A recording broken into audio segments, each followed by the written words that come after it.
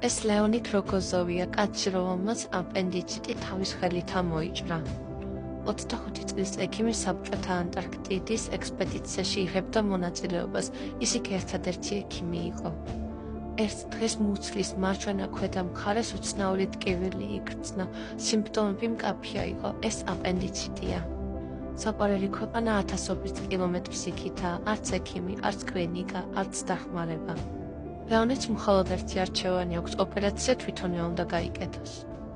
1961 წლის 30 აპრილს ის იკეთებს ადგილობრივ ანესთეზიას. მარჯვენა ხელით ოპერაციას იკეთებს, ხოლო მარცხენა ხელში იარაღებს აწვდიან მისი თანაგუნდელები. გაჭრის დროს გონებას კარგავს, მაგრამ მისი თანაგუნდელები აფხიზლებენ, რომ ბოლომდე მიიყვანოს დაწყებული საქმე.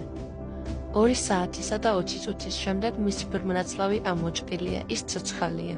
1 კვირის შემდეგ ფეხზე დგება, ხოლო 2 კვირაში უკვე მუშაობას აგრძელებს.